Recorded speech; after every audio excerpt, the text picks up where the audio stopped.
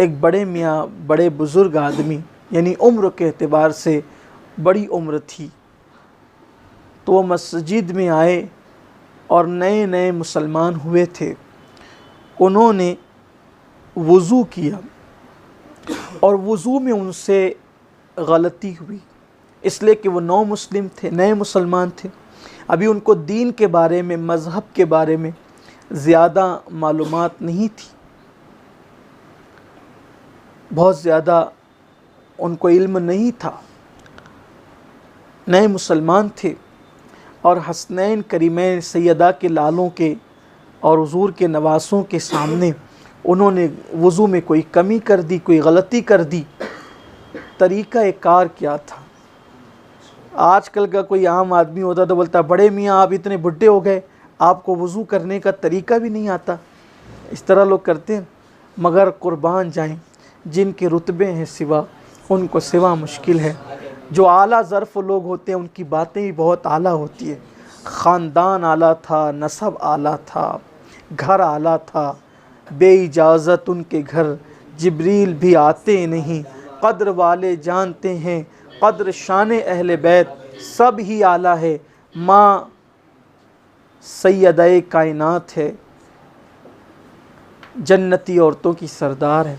बाबा ख़ातिमुल विलायत है, सैयदुल अरब हुज़ूर ने उनको लक़ब अता फ़रमाया। सैयदुस सादात, मुश्किल कुशा, खैबर शिकन, सैयदना मौलाए का बाबा। नाना सैयदुल अंबिया, पूरा घराना ही सादात, सैयदुल अंबिया के नवासे, सैयदा कायनात के बेटे, सैयदुस सादात मौला अली के बेटे, उनकी नानी माँ खदीजतुल कुबरा।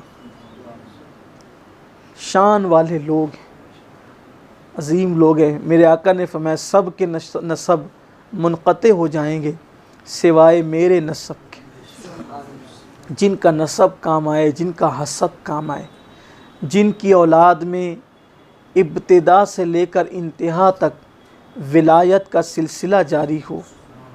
इमाम मेहंदी जिनकी औलाद में हो, गौसुल आज़म गरीब नवाज जैसे, वारिस पाक और शाह बरकतुल्लाह जैसे, शेख रिफ़ाई और सैयदी ज़िंदा शाह मदार जैसे बड़े बड़े अकाबिर औलिया, महबूब इलाही और मखदूम अशरफ जैसे बड़े बड़े अकाबिर औलिया जिनकी औलाद हो, जिनके ख़ानदान में हो, वो हसनैन करीमैन उनका बचपना है, नन्ही सी उम्र है। एक नौ मुस्लिम, नए मुसलमान बूढ़े साहिब को उन्होंने वज़ू करते हुए देखा, वज़ू में गलती देखी, तो दोनों शहज़ादों में से एक शहज़ादे ने कहा, चचा जान हम छोटे हैं और ऐसा लगता है कि कहीं हमारे वज़ू में कोई कमी या कोई नक्स तो नहीं है। आप बड़े हैं उम्र में, आप ज़रा देखें, हम दोनों वज़ू करते हैं, हमारे वज़ू में कमी कहाँ है? उनके वज़ू में क्या कमी हो सकती थी? जिन्होंने आँखें खोली तो चेहरा मुस्तफ़ा देखा, जिनके कान में अल्लाह के रसूल ने अज़ान पढ़ी, जिन्होंने शीर फ़ातिमा और खून अली से परवरिश पाई, जिनका झूला झुलाने के लिए मासूम फ़रिश्ते आए, जिनकी अम्मी की चक्की चलाने के लिए मासूम फ़रिश्ते आए, जिनके घर में फ़रिश्तों का आना जाना हो, बल्कि जिनके घर में सैयदुल अंबिया का एक एक दिन में कई कई मरतबा आना जाना हो, और फिर हुज़ूर जी ने अपनी गोद में सुलाएं, बहलाएं, प्यार करें, अपनी ज़बान चुसाएं। उन शहज़ादों के वज़ू में क्या गलती हो सकती थी? लोग जिसके घर से दीन सीखें, उन घर वालों से क्या गलती हो सकती थी? उन्होंने उस बूढ़े साहिब के सामने बहुत इत्मीनान से वज़ू किया, और जब वज़ू करके फ़ारिग हुए तो शहज़ादों ने कहा, चचा जान बताएं हमारे वज़ू में कोई नक्स या कमी तो नहीं है? उस बूढ़े की आंखों में आंसू थे और वो उनकी पेशानी को चूम कर कह रहे थे, शहज़ादों में आपके वज़ू में क्या कमी हो सकती है?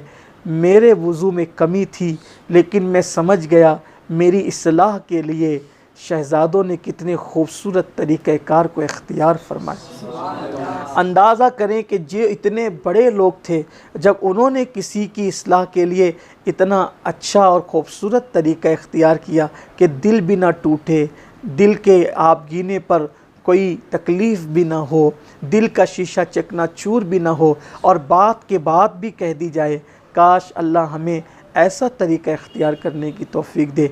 डांट कर हम किसी की इस्लाह नहीं कर सकते, दुश्मन बना सकते हैं, ज़िद्दी बना सकते हैं, इस्लाह नहीं कर सकते।